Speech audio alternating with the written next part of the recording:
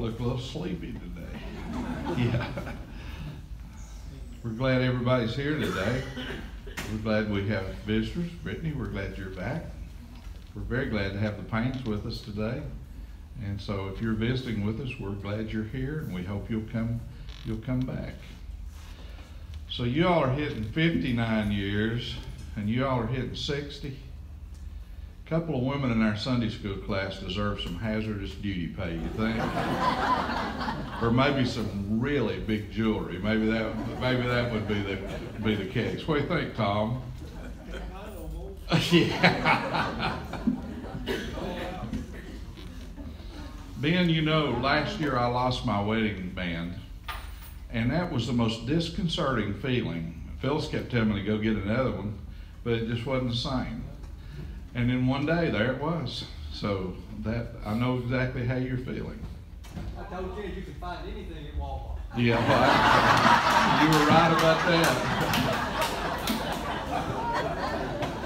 And I tried to explain to Phyllis and Jen, I hope you'll take this to heart, that my feeling about that lost wedding band and then finding it kind of translated to my feelings about her. And so at any rate, that's a good feeling when something that's lost is found that's important. I had a really good friend of mine in Connecticut send me pictures this week of his daughter's wedding, and it was at Martha's Vineyard. So he probably dropped a few coins on that, and they were just beautiful. He's got a second daughter who this week will have a baby. They had 5 miscarriages, so everything's been really great with this pregnancy. So it's a very, very happy time. And so he wrote me and said, "Do you have anything that can match what's happened to me this week?" And so I sent him a picture back of our little grandson Bradford's first day for kindergarten. And that turned out to be very interesting. About halfway through the morning, our daughter got an email from one of Bradford's teachers and said that they were watching this little movie, and Bradford raised his hands. He's 5. He raised his hand and she called on him, and he said, "You know this movie is about animatronics." And so that teacher said, if on the first day of kindergarten we've got a kid talking about animatronics, it's going to be an interesting year. And later on in the morning she wrote back a second time. And she'd made a little telephone picture of, iPhone, excuse me, a picture of Bradford sitting at this great big computer with earphones on and all the stuff they had in their room. And she said that was all great, but said when I turned that computer on, Bradford leaned back and in a really high voice, because his ears were covered, he said, "Oh, good Lord." So some teachers are going to have an interesting school year coming up. So that's what I sent my friend. So I think we're on a pretty good par. I know I'm ahead at the bank of where he probably is. I'd like to do what I thought last week was the end of a series of lessons. Maybe this will be. So I'm kind of going to build on where we were last week. I keep going back into that book of Galatians, and it has really got some pretty good stuff in it, so we'll return there for a little while. I've had people ask me, of all the choices that you might have had when you were coming along in the kind of baby boomer generation, why did you end up being engaged in theology and philosophy and all that kind of stuff? And my answer to that's really a very exact answer. My mother raised me and my brothers on an old Bible story book, and so you were confronted every night with stories from the Bible. She was not overbearing about that, but made that very, very interesting, and so I'm sure that's part of the factor. The other factor, I think, was comic books, and that seems like a large departure from the Bible, but maybe not. And I'm not talking so much about Superman and Batman, although I had plenty of those. Can any of you all remember a comic book series named Classic Comics? And classic comics appeared in 1941 and went on until the middle 1970s. And basically, the concept was that you would take great works of literature and you would turn them into a comic book format. And I found that fascinating. So I must have had 50 or 75 classic comics. The way that that was most rewarding was by the time I got to high school and even to college, I knew everything there was to know about mythology and Sherlock Holmes and Les Miserables and all the different kinds of books that were covered in this comic book format. It's kind of like Alan Bishop. I'd memorized most of the New Testament by the time I went to college. So when I took Greek, all I had to have was a little snippet, and boy, I could just translate that Greek perfectly. So I knew about these books of literature and ancient history. My favorite was almost the Iliad. And I loved Achilles. Achilles was this kind of ancient Superman, Batman character. You remember that. And Achilles in the Iliad was a man of great force, And he would go out to battle anybody and anything at any turn. And most of the time, Achilles was hugely successful in the way that he would take on great odds and by great power of force be able to defeat people. Homer, who wrote the book, however, might have been a little suspect of brute force and brute power because, of course, there was the Achilles heel, and at the end of the day, that's what got him. But I loved Achilles. Achilles was really a superhero. But I think that in the end, I liked the Odyssey better. And so in the Odyssey, you've got this character Odysseus, or Ulysses, we sometimes call him. And he did a lot of interesting stuff. But he was not somebody like Achilles who was into a lot of brute force and brute power. Odysseus, Ulysses, he had his successes because of cunning and because of guile and because of trickery and because of his ability to deceive people in ways that worked out to his favor. I thought that was brilliant. Why have a fight if you can out-trick somebody?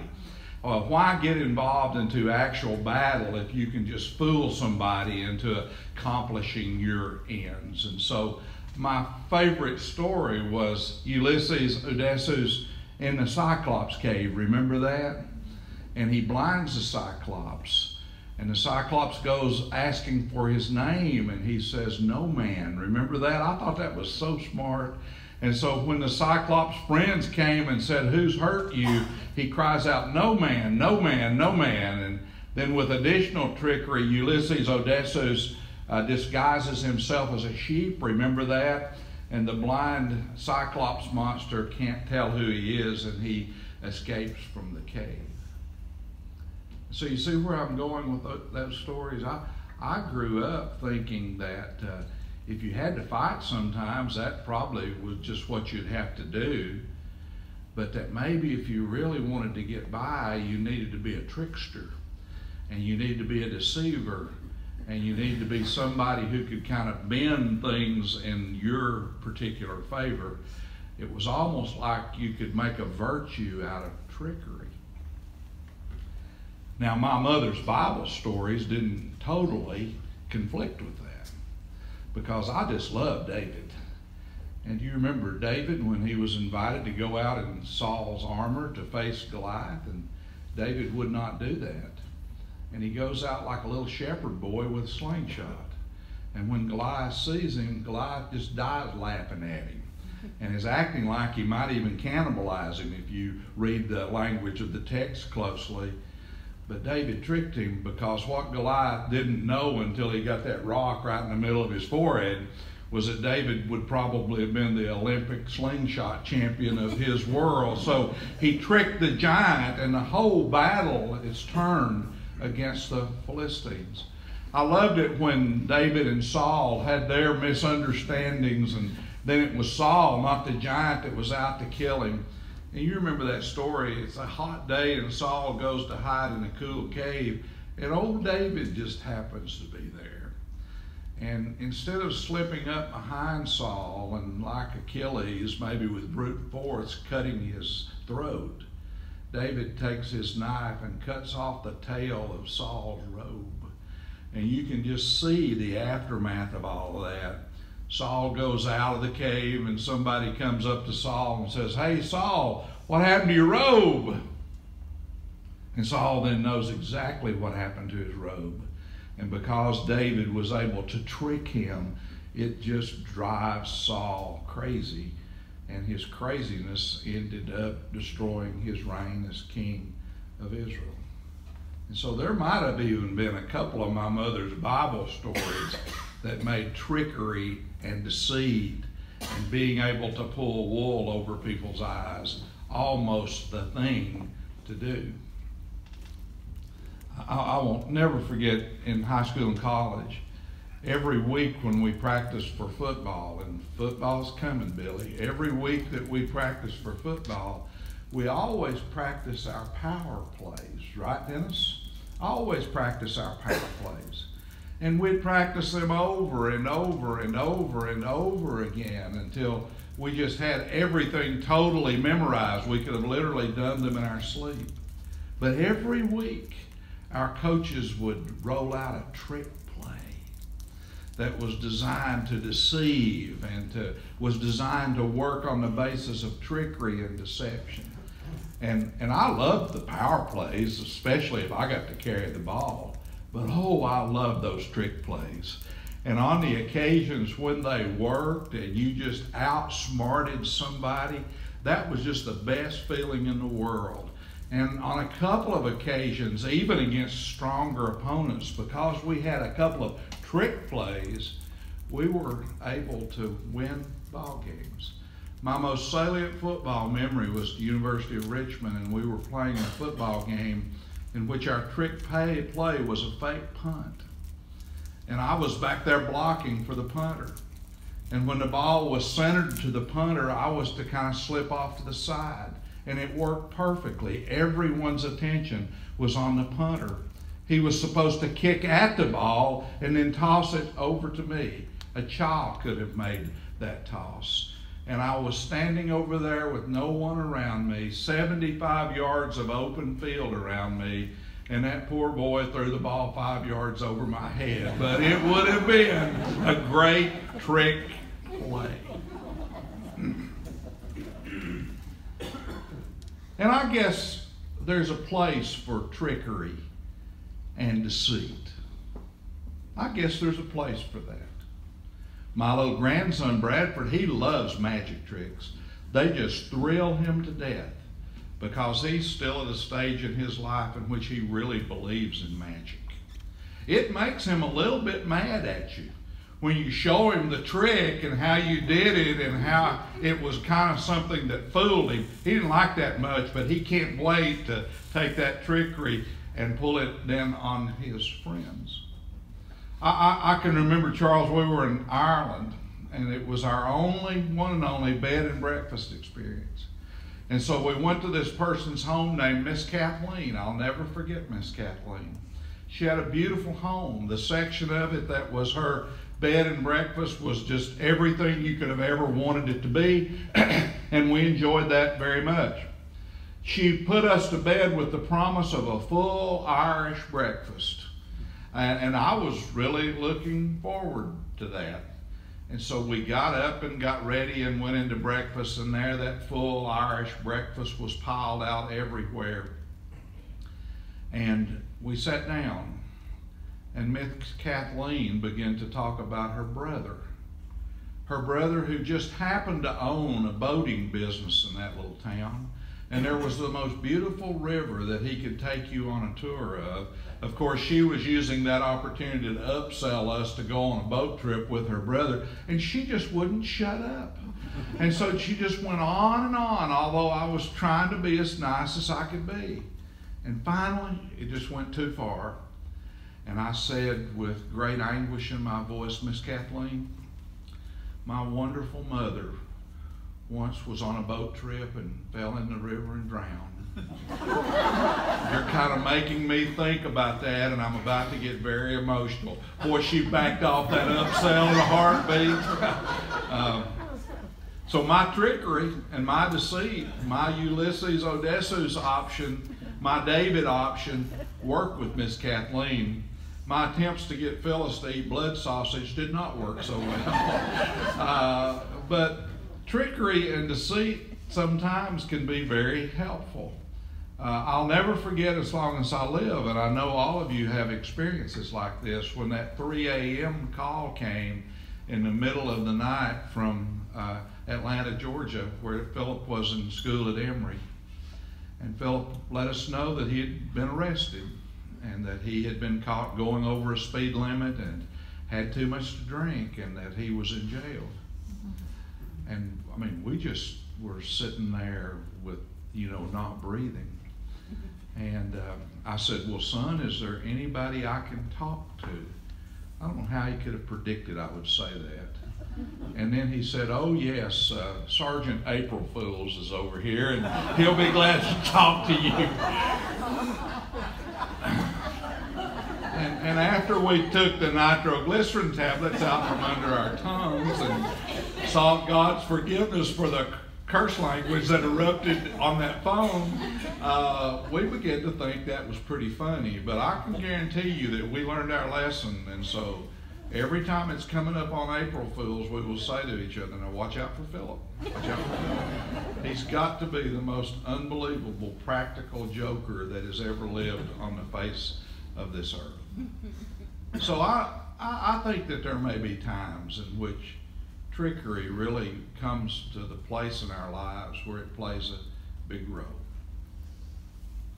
But beyond David, I'm not sure that that's what the Bible really thinks about trickery. Amen. And if you look at most of the ancient literature that's out there and the world that's out there, the Bible may be one place where trickery is not celebrated as a means that people ought to easily take. Now, I don't think the Bible allows us to have our fun, but I don't think that's what the Bible's talking about. It's very interesting that in the very, very, very first section of the Bible that we pick up on, we see the serpent in the garden beguiling Eve and then Adam and tricking them into eating of that fruit that God forbid them to eat of. Right at the very first of the Bible. Even before we get the jealous murder of Cain and Abel, we get trickery looking like a tactic of the serpent, not a tactic of God. We see before long in the Bible, when they begin to establish themselves, that Jacob wants to overcome and outdo every kind of tradition that ancient world had about firstborns, and he wanted that birthright.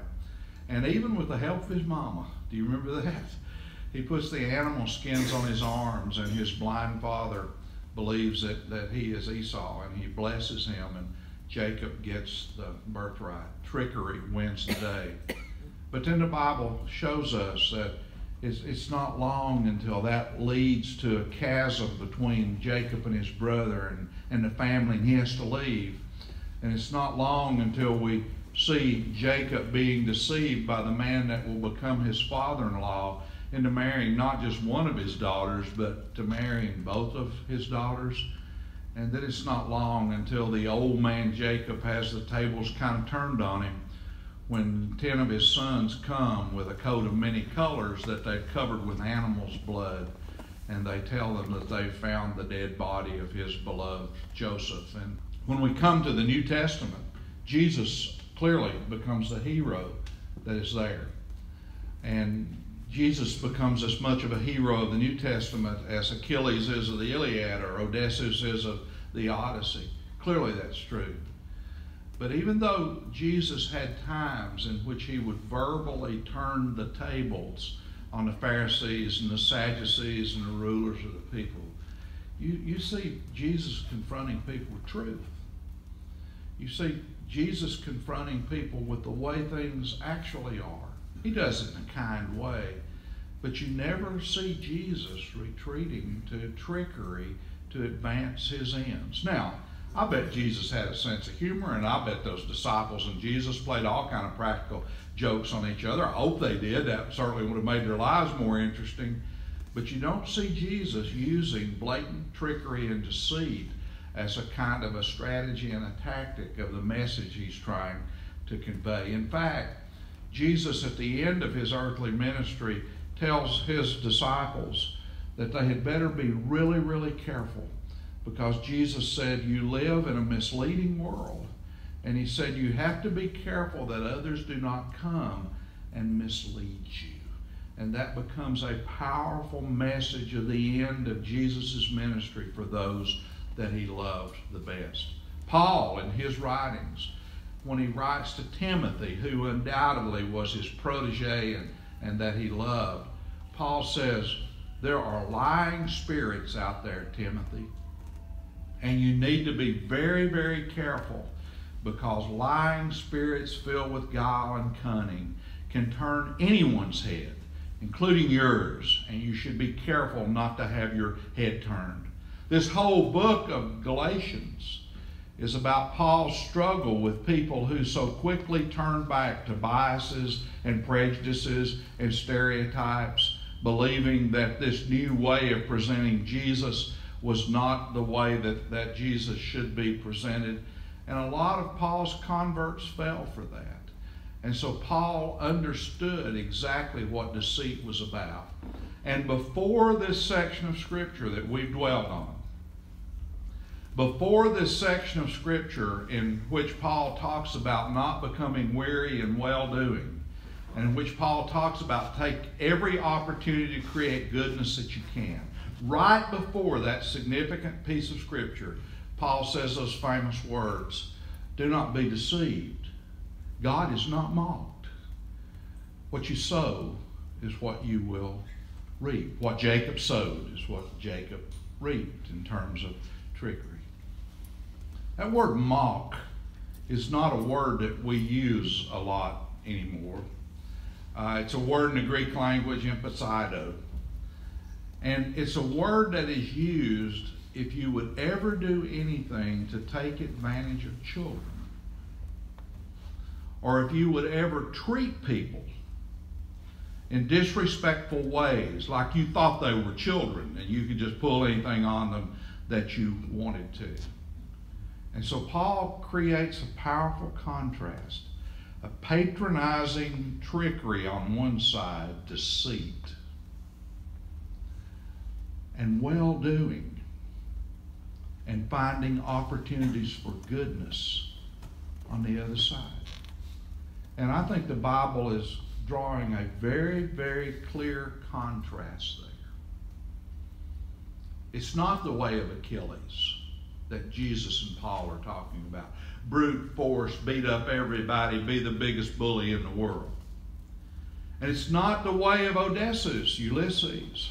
Be cunning and filled with guile and trick people. But it's a way of not going into deceit. Because Paul was sure that if we get far enough into deceit that we'll end up deceiving ourselves. And we won't even know what the truth is anymore. Or if we get too far into deceit, we might even convince ourselves that we can deceive God. And Paul is convinced that that's kind of the ultimate trip switch on going down a blind alley, because God will not be deceived. God will not be mocked. God is not like a child that you can pull the wool over their eyes with some kind of magic trick. And so there's that whole discussion out there of whether ends justify means. And I think that what Paul is saying is that ends do not justify means. That we have to be careful not only about what we do and what we're trying to accomplish and achieve, we have to be careful about how we go about achieving it and how we go about doing it. And what the Bible is calling on us to do is the Bible is calling on us to move forward with truth, to move forward with honesty, to move forward with the truth and nothing but the truth. So help us God. We live in a world that plays loosely with means justifying ends. We live in a world in which people will come up with ways to justify almost anything and deceive others in the process, and maybe even deceive themselves. When the Bible talks about goodness, when Paul talks about well-doing, he isn't talking about doing what is good for me.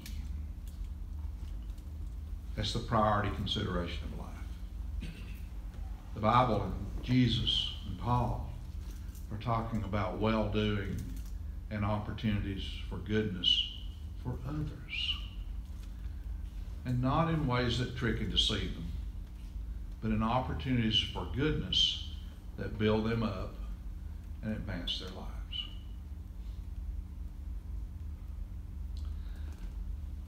I also grew up in a world that was filled with heroic men and women who'd fought in the Second World War in Korea.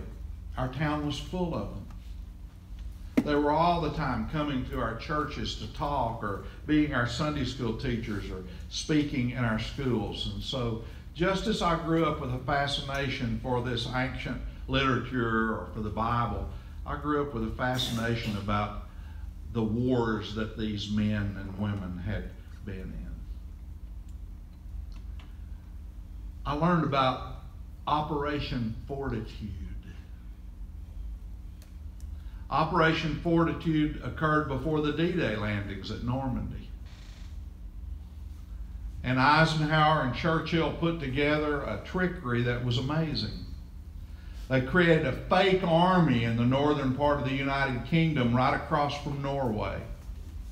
They created a second fake army in the south of England right across from the port of Calais, where Hitler was convinced that the Allies would make their invasion.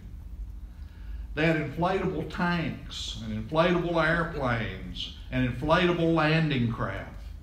And when Hitler saw all the aerial photography that his spy planes were generating, Hitler was sure he was right and that the invasion was going to Normandy or Calais. And he subdivided his panzer divisions, and he subdivided his infantry battalions.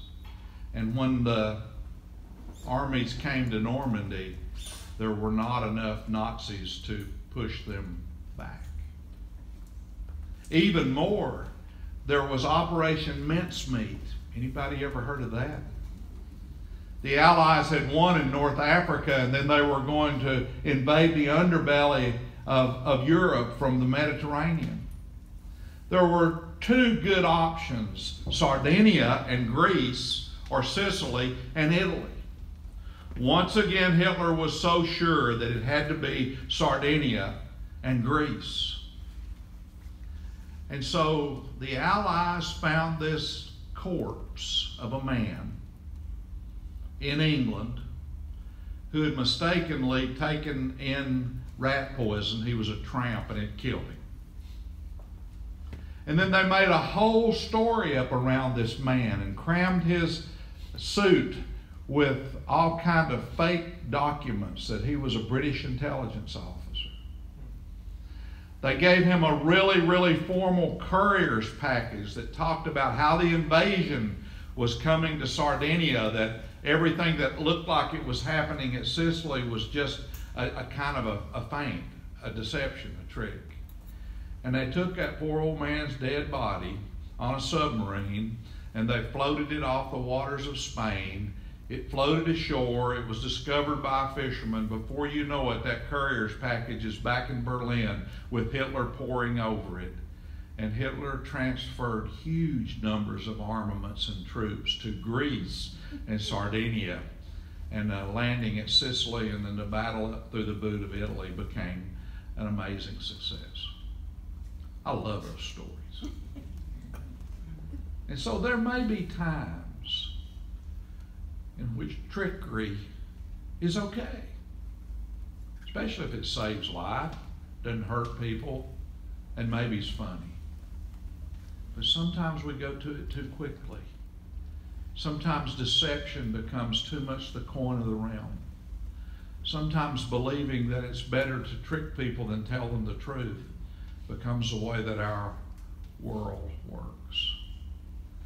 One of my mother-in-law's best friends 2 weeks ago got one of those calls that came from a police officer.